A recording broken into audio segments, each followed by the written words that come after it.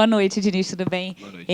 Hoje o Fluminense teve bastante posse de bola, conseguiu transformar em gols. Quero que você fale um pouquinho disso e dessa sua primeira vitória como mandante nesse Campeonato Brasileiro. Primeiramente, boa noite. Estou feliz porque o time conseguiu produzir as chances criadas em gols. Mas eu fiquei muito contente com a equipe também na quarta-feira, pelo domínio que teve.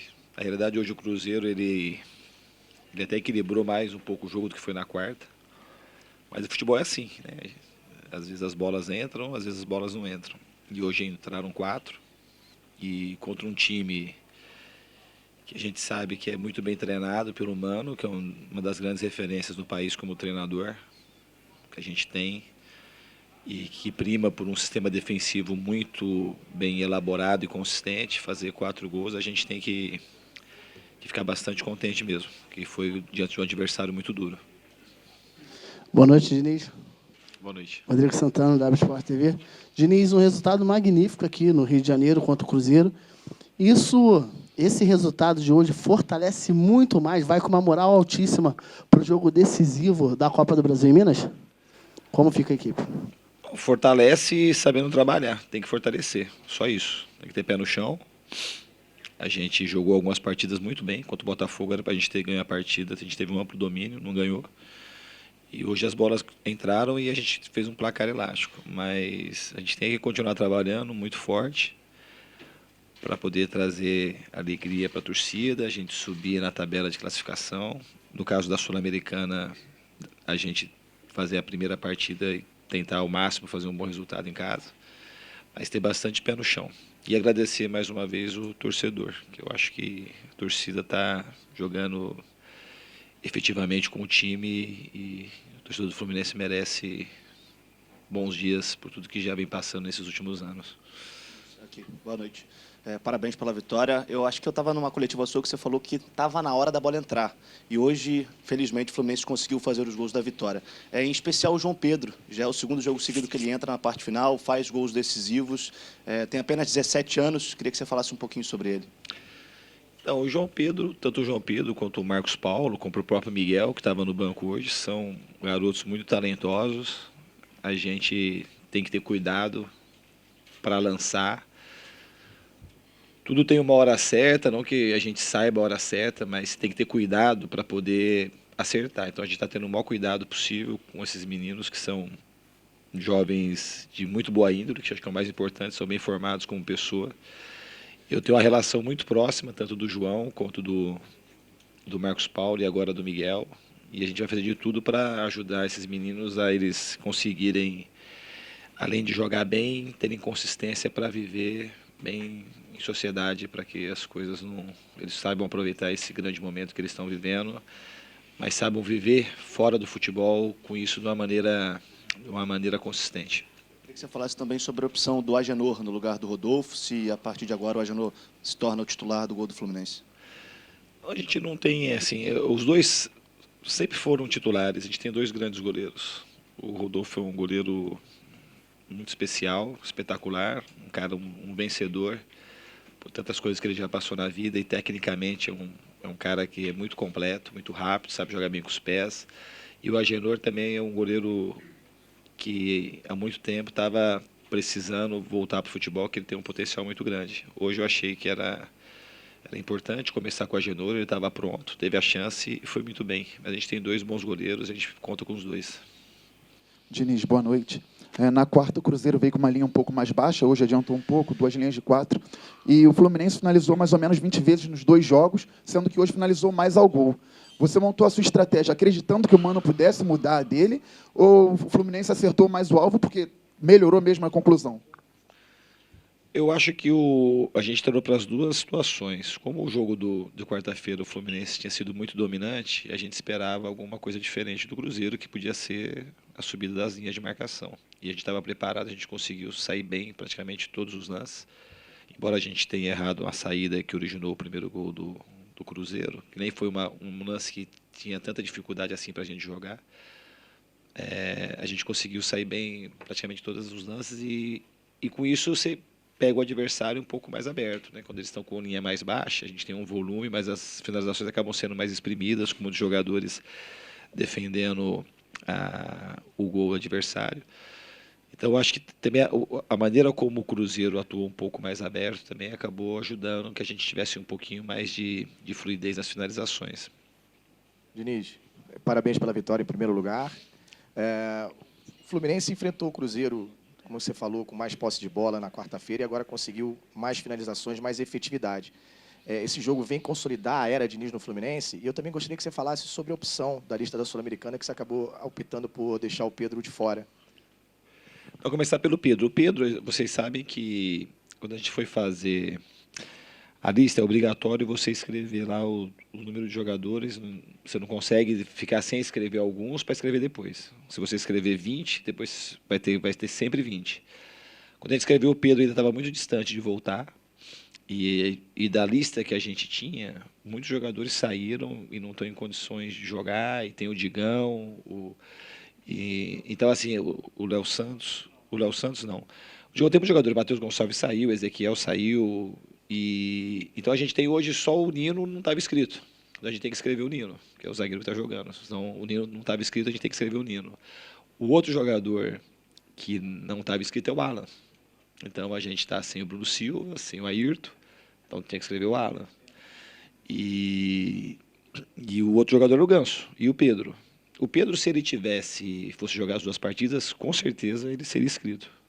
Mas como ele já não vai jogar a segunda partida, foi uma das maneiras que a gente tentou equilibrar. A gente tem peça de reposição na frente, embora é um jogador, pelo carisma que ele tem, a qualidade, por ser de seleção, se ele pudesse jogar os dois jogos, ele certamente estaria inscrito. E a outra questão é como ele teve esse probleminha aí dessa batida na perna que ele teve, também somou para a gente tomar uma decisão que foi super difícil, que a gente não tinha muito para onde correr. Então, é isso. Eu acho que a gente fez a opção correta para esse momento.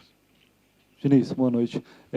Depois do jogo de quarta, esse assunto foi levantado em relação ao Gilberto estar um pouco isolado lá na direita, com o Fluminense atacando bem mais na esquerda do que pela direita. Até depois a gente viu um mapa de calor que mostrava de fato isso. E hoje, em alguns momentos do jogo, deu para perceber que o Gilberto continuava indo um pouco isolado pela direita, os jogadores demoravam um pouco mais a se aproximarem dele. Você deu uma atenção especial, chegou a trabalhar um pouco mais isso, ou é uma consequência natural, até porque o Luciano cai muito pelo meio também, onde está o Ganso? Você está procurando trabalhar isso ou é uma consequência natural pela característica dos jogadores que você tem nesse momento? Tem uma tendência a gente jogar mais pelo lado esquerdo, porque o Léo Arthur, como o Everaldo, já fica mais aberto. E o Luciano é um jogador que acaba circulando mais. E eu gosto de ter jogadores com circulação, porque o Luciano ele tem um papel tático importante, também da manutenção da posse, quando a gente é apertado lá para o goleiro. Mas hoje acho que a gente equilibrou um pouco mais as ações. Acho que o Gilberto teve um pouco mais de companhia. Mas o futebol é assim, se você cria muitas situações, que nem, não estou falando de hoje que foi 4, não. Se você finaliza 20 vezes, se você jogar as 20 vezes só de um lado, se você finalizar 50 vezes do mesmo lado, você tem que produzir chance de gol. Então, às vezes você vai equilibrar, eu prefiro finalizar, se for o caso, 20 vezes do que finalizar 10, 5 de cada lado. Então, assim, a gente está conseguindo produzir.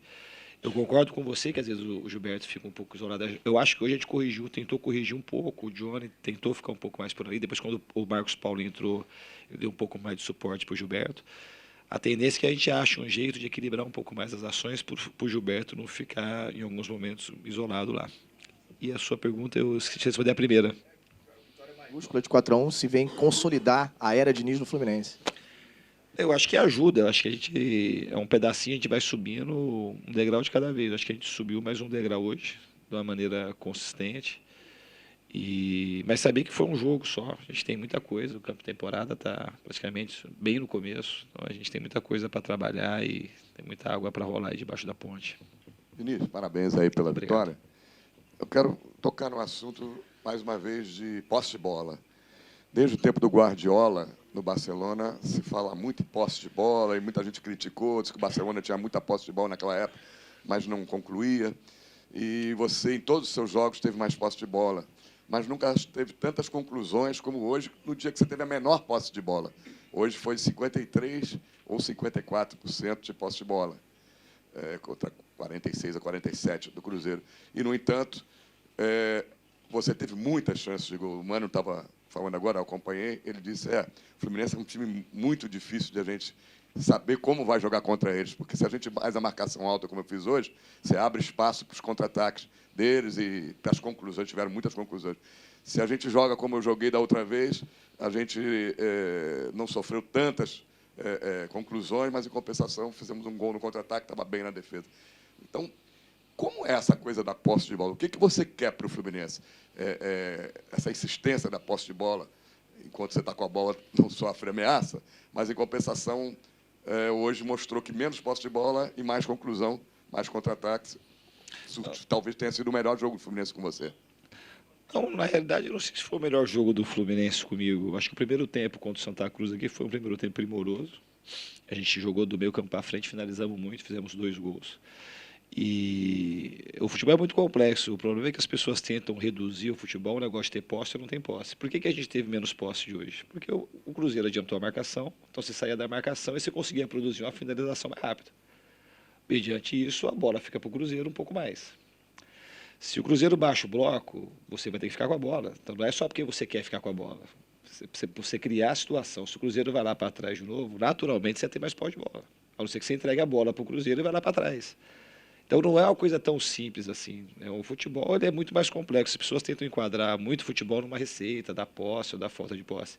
Se o Cruzeiro, repito, se o Cruzeiro tivesse baixado o bloco, provavelmente a gente tivesse talvez menos finalizações. Mas a gente teve o jogo de quarta-feira, a gente teve muito mais perto até de ganhar do que esse, na realidade. Porque a gente teve 20 finalizações contra uma. É isso que a gente vai pela probabilidade. Hoje aconteceram os gols, mas assim, não dá para você ficar resumindo e achar uma receita. A gente joga com a posse que a gente precisa. Eu gosto, de fato, de ficar com a bola. Adoro mesmo. Acho que a gente, quando os times descem o bloco de marcação, a gente tem que esmerar muito, tomar mais risco para poder furar. Mas para o adversário ficar lá, igual ficou o Cruzeiro, ter uma finalização e contar com uma finalização para fazer o gol, o cara não gosta. É difícil. Então, hoje eles adiantaram o bloco. E eles tiveram chance também. No fundo, o Cruzeiro hoje teve até mais chance de ganhar do que aquele dia. Porque eles finalizaram mais bolas. Então, assim, o resultado do jogo, ele não determina aquilo que é o certo e o errado. Eu vi dessa forma. Eu acho que não dá para falar porque fez 4 gols hoje, então ter menos posse de bola, logo significa que ter menos posse é melhor. Não é assim que as coisas funcionam para mim. O jogo depende muito como o adversário se comporta, e não é só, às vezes, como eu disse, que você quer ficar com a bola. Às vezes o adversário se coloca numa situação que a bola acaba ficando com você mesmo. E eu não gosto de negar a bola mesmo. Pode. Estava curiosidade de perguntar isso das outras vezes. O Alan, parece que se encaixou demais nesse. Como o Caio Henrique já tinha se encaixado no teu esquema, o Alan também.